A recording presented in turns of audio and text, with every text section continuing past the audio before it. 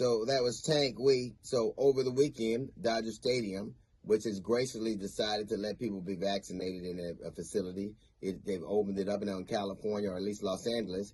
Everybody 65 and older can get a vaccine, right? So what happened is that these anti-vaxxers clog up the ravine so that people can't go back or forth to get their vaccines.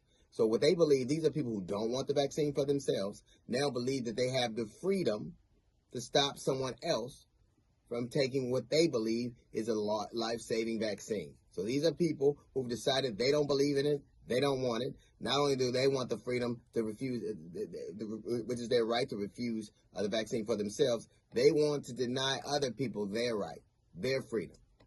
We've watched over the past weeks the Capitol raid, the riot at the Capitol. It was a group of people who wanted their rights over the express rights of 82 million people. They decided their rights were more important, and they were going to thwart people's rights to vote the way they choose to. In the Civil War, they wanted to fight a war for the right to stop other people from having rights. What is it about this country that some people feel that their rights are so much more important and so much more viable than others? Why do they feel like they should have the right to decide who marries who, or who lives where, or who can do what? How many guns I can have and what kind it can be. I have the right to have all the access to any kind of weapon I want. And that costs people their lives. They believe they have the right to do it. And this time they're specifically playing with lives. Their freedom is costing other people not only freedom, but lives. They want to be free to not wear a mask. Look where that's got us. They want to be free to do what they want. Look where that's got us. In America, one of the things that is hurting us the most is people's perceived notion of freedom and what it means and what it can do. Your freedom is, why is your freedom just for you? Why is your freedom so expensive to me? Why do you believe that you matter so much more?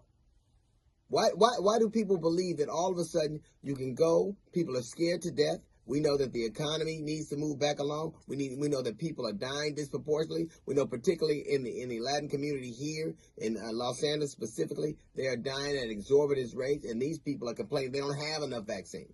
These are the people who pick our food, who watch our children, who clean our schools, who build our houses.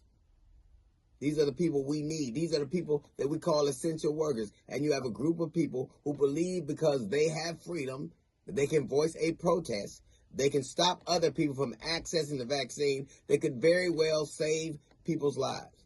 I wonder how many people are dying because of someone else's perceived notion of freedom. How many people are dying because somebody refused to put a mask on? How many people have died because somebody wants access to these kind of weapons? How many people have died because somebody decided it was their right to act in a way that was detrimental to everybody else? Why is your freedom just for you? Why does my freedom take a decided backseat to yours?